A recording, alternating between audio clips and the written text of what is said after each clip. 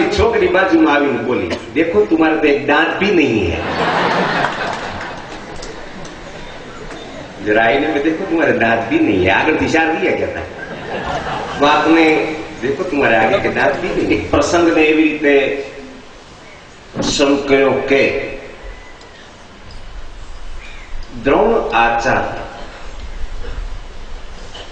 દ્રોણાચાર્ય જ્યારે અગ્નિવેશ મુનિના આશ્રમમાં વિદ્યા અભ્યાસ કર્યો એમ ત્યાં કુશક રાજાના પુત્ર દ્રુપદ પણ ત્યાં અભ્યાસ કરી અને વિદ્યા પારંગત બન્યા। બંને વિદ્યા પારંગત અને કોઈ પાસે જેવા તેવા જબરજસ્ત વિદ્યાને ગ્રહણ કરી કે જેને જગતમાં કોઈ જીતી ન શકે। અમુક બધા પાત્રો એવા છે કે કોઈ એવી સાધના કરીને બેઠેલું છે કે એ પોતે જયારે ધારે ત્યારે જ એને મોત આવે, ત્યાં સુધી મૃત્યુ એની પાસે આવી ન શકે, ત્યાં સુધી મૃત્યુથી એની નજીક ફરકી ન શકાય। આવી અફાગ વિદ્યાને પ્રાપ્ત કરીને બેઠેલા એવા ભીષ્મ એ જો ધારે કે હવે મરવું છે તો જ એને મૃત્યુ આવે, આવું તપ અને જેની ધનુર્વિદ્યાનો તો કોઈ પાર જ નથી અને ઉપરાંત કોઈ પણ હવાઓ છે ને, કોઈ પણ હવાઓ એને સ્પર્શ ન કરી શકે। ભીષ્મને કોઈ પણ હવાઓથી સ્પર્શ નથી કરી શકાતો। વસંત ઋતુઓ જ એને સ્પર્શ કરી શકે છે, બાકી કોઈ પણ હવા એના વસ્ત્રને કોઈ દિવસ ધૂળ નથી ચોંટી શકતી। આ ભીષ્મને વરદાન। ઈચ્છા મૃત્યુ પોતાની અનુમતિ પ્રમાણે પોતે જો ધારે તો જ મરે, બાકી કોઈ એને મારી ન શકે। આ જગતમાં એવા તપ કરીને એવા પાત્રો બની ગયા। એક વાલી હતો, વાલીની પાસે એવું વરદાન હતું કે એની સામે જે કોઈ યુદ્ધ કરવા જાય એટલે સામેવાળાની અડધી શક્તિ વાલીમાં આવી જાય, અડધી શક્તિ વાલીમાં આવી જાય। તો આ ભીષ્મ પિતાની પાસે ઈચ્છા મૃત્યુનું વરદાન, એમ દ્રોણાચાર્યની પાસે પણ એક વરદાન હતું। વિદ્યા અભ્યાસ કર્યા પછી એક તપસ્યા એને ઓર કરી। એ તપસ્યા કરી ભગવાન શિવને પ્રસન્ન કર્યા। શિવજીએ કહ્યું કે માંગો, એટલે કીધું કે પરાજિત મને કોઈ કરી ન શકે।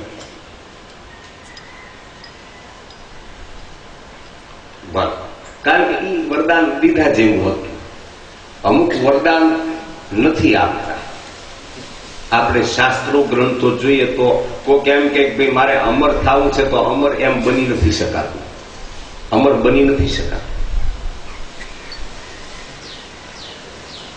પણ કોઈ કૃપા સંજોગથી જો બની જાય તો વાત અલગ, કૃપા સંજોગ, બાકી અમર એમ બનાતું નથી। જન્મે એનું મૃત્યુ છે ચોક્કસ। ત્યારે દ્રુપદ પણ કોઈ જેમ તેમ નહીં, એટલે આ બંને એવા હતા કે વિદ્યાભ્યાસ કર્યો। વિદ્યાભ્યાસ કર્યા પછી કૃપાચાર્યના બહેન કૃપિની સાથે એમના લગ્ન વિવાહ થયા। કૃપિ ની સાથે એમના લગ્ન વિવાહ થયા બાદ એક પુત્રનો જન્મ થયો, જેનું નામ અશ્વત્થામા.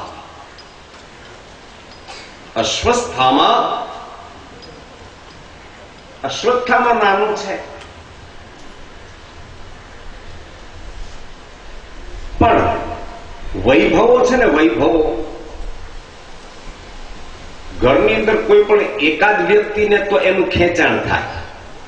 દ્રોણાચાર્ય હતા એમ પાછા આમ સંતોષી હતા કે ભાઈ કાંઈ નહીં છે ને, આપણે જમીએ છીએ ને આનંદ તો કરીએ છીએ ને, કારણ કે મારી પાસે એવી મહાન વિદ્યાઓ છે, એનો એને એક આનંદ હતો. પણ એમના જે પત્ની હતા કૃપી, એને કીધું કે આ તમારી પાસે બધું છે પણ ઘરમાં બીજું કઈ છે? છોકરાને દૂધ પીવાના ફાંફા છે, આટલી બધી વિદ્યાઓ છે, શું કામ? એટલે આવું જયારે કહેવામાં આવ્યું ત્યારે એને એમ થયું કે હાલ મારો મિત્ર દ્રુપદ, કે અમે એક જ થાળીમાં જમતા, ગુરુના આશ્રમમાં વિદ્યા અભ્યાસ કરતા, એક જ થાળીમાં જમતા, એક જ પથારીમાં સૂતા, એક જ સાથે બધા રમતા, એવો મારો ગાઢ મિત્ર. અને એ ગાઢ મિત્ર આજ રાજા છે, તો હાલ જાઓ. અને આ બાજુ બનેલું એવું કે પદ છે ને, પદ એ કોઈને શાંતિથી બેસવા દે નહીં. પદ વસ્તુ એવી છે, અમુક અમુક વસ્તુ છે જ માણસને જ્યાં સુધી ગાડી ન ફાવતી હોય ને ત્યાં સુધી ડાય વાતું કરે. આપણે કોઈ દી ફાસ્ટ ચલાવીએ જ નહીં, ફાસ્ટ પણ બેઠે એટલી જ વાર લાગે. એ પછી એની બધી કરતું દેખાડી દે. હા, એક જણો તો વળી સાયકલ શીખ્યો, મીડ્યો હાંકવા, મીડ્યો ચલાવવા, સાયકલ હેન્ડલ પકડીને ચલાવતા ચલાવતા બીજાને જોવે તો વળી કોક તો કામકાજમાં હોય તો વળી આમ મોઢામાં કઈક બીડી મૂકે ને વળી પાછો એ આમ છૂટા હાથે હાથો જાય, બીડી પીતો જાય ને. આવા સર્કસના ખેલાડી હોય ને એની જેમ એમાં એક જણો વળી એનું બધું જોઈને કરવાય. એક જણો એમાં એ છોકરી બિચારી જાતી હતી કોલેજમાં, આ તો બધા ડાયા હોય ને, કોલેજમાં જતા હોય, ડાયા પુરુષો હોય, છોકરાઓ બધા ડાયા હોય, કોલેજમાં ભણતા હોય. એટલે એ આમ છોકરી જાતી હતી એટલે બાજુમાં નીકળ્યો, એક હાથે સાયકલ ચલાવી કીધું, દેખો मेरा एक हाथ नहीं है. एक हाथ हटातो तो ना એટલે એમ કહેતો હું એક હાથ હટાવું, देखो मेरा एक हाथ नहीं है. ઓલી બિચારી એની રીતે જાતી. વળી પાછો થોડેક ગયો ને ત્યાં તો છૂટા હાથે હાંકવા માંડ્યો, देखो मेरे दोनों हाथ नहीं है. આગળ ગયો ને પીડ્યો, ત્યાં ઓલી છોકરી બાજુમાં આવીને બોલી, देखो तुम्हारे पे एक दांत भी नहीं है. जरा आईने में देखो तुम्हारे दांत भी नहीं है. आगे दिशा दिया कहता है, देखो तुम्हारे आगे के दांत भी नहीं है. એટલે આ બધી વાયડી સીટ કહેવાય. એનું કે વાયડી સીટ. આ બધી બેઠે એટલે પછી એની વાયડા બધી ચાલુ કરે. એટલે પણ ટૂંકમાં કહેવાનો ભાવ કે ઈ છે ને કઈક નશો જ જુદો હોય. મારું કહેવાનું એટલું છે કે ઈ કઈક નશો, ઈ સંપત્તિનો નશો, રાજ સત્તાનો નશો, કીર્તિનો નશો, આ બધા જે નશા છે ને એ આપણા જૂના સંબંધોને ભૂલાવી દે જો આપણે આપણા કાબુમાં ન હોઈએ તો. એટલે આચાર્યને એમ થયું કે મારો મિત્ર છે, હાલ જરાક જાઓ. અને આવ્યા, આવીને કીધું કે ભાઈ દ્રુપદને મળવું છે. દ્રુપદ તો કીધું કે આવો. એટલે દ્રોણે કીધું કે કેમ છો મિત્ર? કોને કે છે? અરે તું મને ઓળખે નહીં, હું દ્રોણ, આપણે સાથે ભણતા. એવું કઈ મને યાદ નથી. એટલે પણ આપણે સાથે જમતા, સાથે રહેતા. અને અત્યારે તો કે એક કામ કર, તું બ્રાહ્મણ છો, તું બ્રાહ્મણ છો, તારે જે કઈ જોતું હોય માગીને લઈ જા, બાકી મિત્રતા બરાબરીમાં હોય. આવી રીતે મિત્રતા ન હોય, ક્યાં તું ક્યાં હું. આમ જયારે વાત થઈ પણ આમ લાઈ લાગી ગઈ. દ્રોણાચાર્યને હો મારું અપમાન કીધું ને, છતાં શાંતિથી કીધું કે ભલા તું યાદ તો કર કે એમાં યાદ કરવાનું, તારે લોટ માગીને ખાવાનું હોય ને અમારે રાજ રાજવાનું. આમ જયારે કીધું અને દ્રોણને મગજમાં બેસી ગયું હો હેમ. અને એ વખતે એને નિર્ણય કરી દીધો કે આ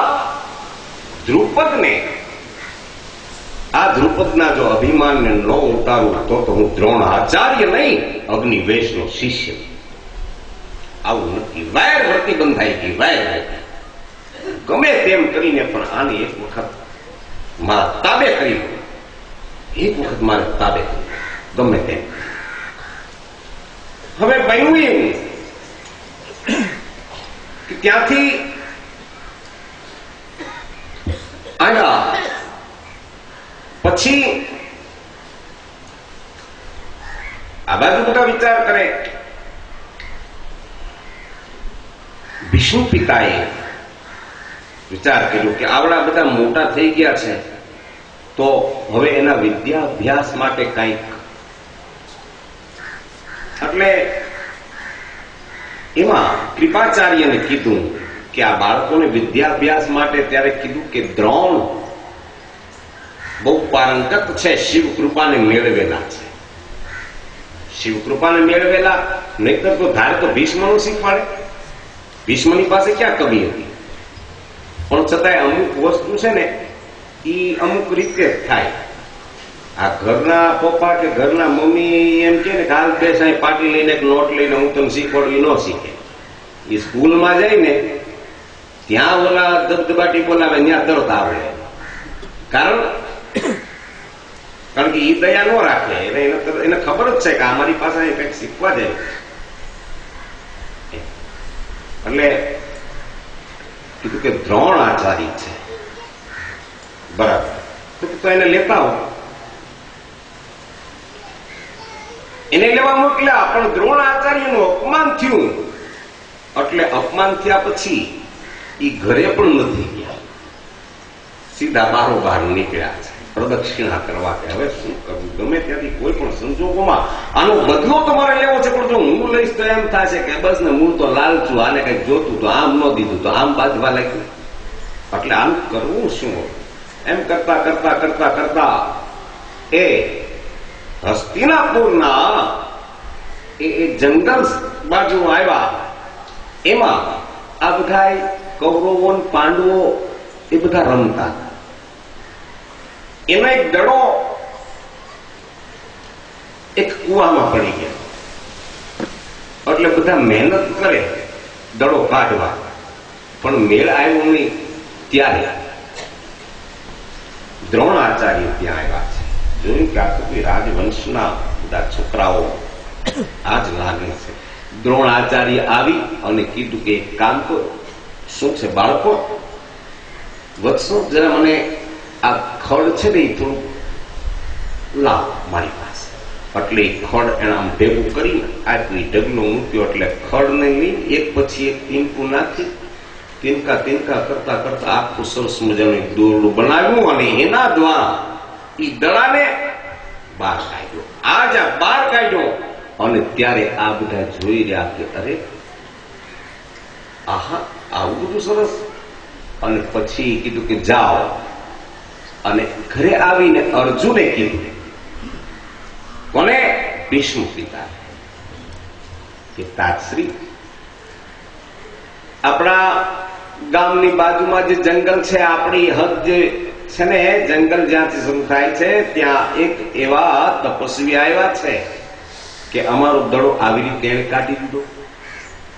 એટલે દ્રોણાચાર્ય સમજી ગયા કે હો મેં આને લેવા તો મોકલ્યા છે, એ આવીને ત્યાં ઉતારો કર્યો, ચાલ હું જરા એનું સ્વાગત કરવા જાઉં છું. સ્વાગત કરવા માટે ભીષ્મ નીકળ્યા. ભીષ્મ આવ્યા ત્યારે જોયા દ્રોણાચાર્યને. પ્રણામ આચાર્ય, પધારો ભૂદેવ, સ્વાગત છે આપનું. ધન્ય. હે ગંગા પુત્ર, એકબીજાના સમાચાર પૂછ્યા અને પછી ભીષ્મએ કહ્યું કે અમારા આ બાળકોને વિદ્યા તમે આપો, વિદ્યાભ્યાસ તમે કરાવો. વિદ્યાભ્યાસ કરાવવાનું કીધું. હજી આટલી વાત હાલે છે ત્યાં તો શકુની પણ થોડાક બીજા બાકી હતા એને બધા લઈને આવ્યા અને એને પ્રણામ કરીને એને એ બધું એનું કીધું કે આ નહીં કરજો. ઓલા ભીષ્મ કે પણ શાંતિ રાખ ને, હું એ પાંડવોનું નથી, આ બધાયનું કહું છું. તું ઉપાધિ શું કામ કરે? બધાને શીખવાડશે, ચિંતા નહીં કર. અને એ વખતે ગુરુ દ્રોણાચાર્યને એક સરસ મજાનું એક બગીચામાં નિવાસ સ્થાન બનાવી દીધું. ત્યારે કૃપી અને અશ્વત્થામાને બોલાવ્યા. એ બોલાવી ત્યાં રહે છે. બાળકોને દ્રોણાચાર્યને સોંપ્યા છે. દ્રોણાચાર્ય વિદ્યાભ્યાસ કરાવે છે. અભ્યાસ કરાવતા કરાવતા આ બધાની બુદ્ધિ જોઈ કે કોણ આમાં તેજસ્વી છે, કોણ મંદ બુદ્ધિનું છે, કોણ આમાં કઈ રીતના યુદ્ધ પટાંગણમાં કોઈ વીર પુરુષ બને એવો છે, અને પાછું પોતાને જે કામ હતું એને સાધ્ય કર્યું કે આમાં મારે જે વેરનો બદલો લેવો છે એમાં કામ આવે એવો કોણ છે.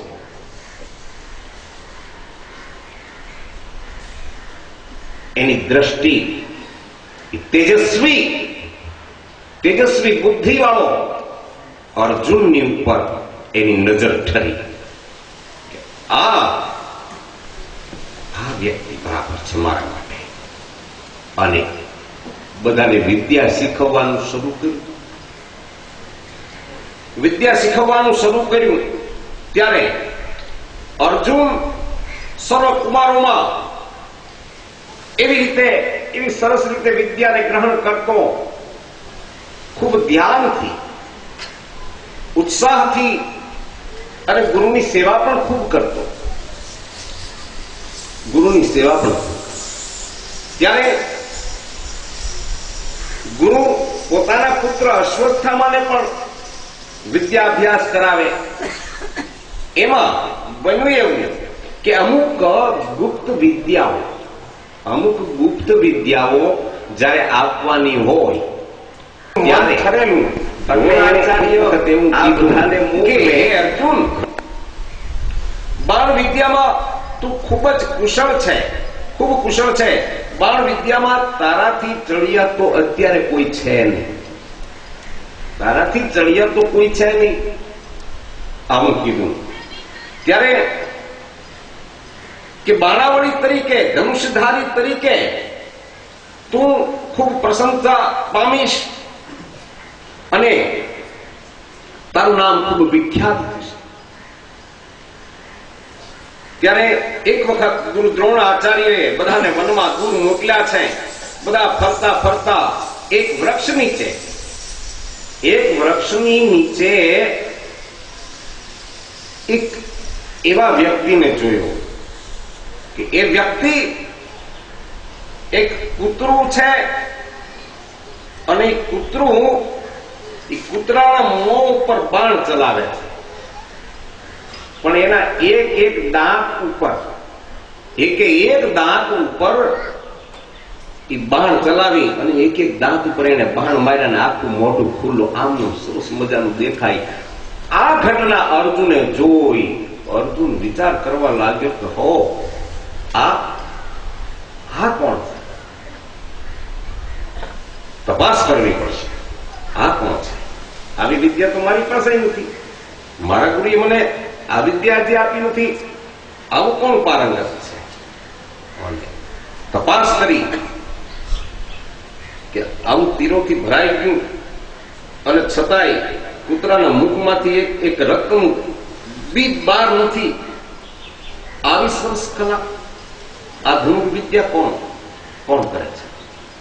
અને તપાસ કરતા કરતા આગળ જોયું તો એક જગ્યાએ દ્રોણ આચાર્યનું પૂતળું જોયું.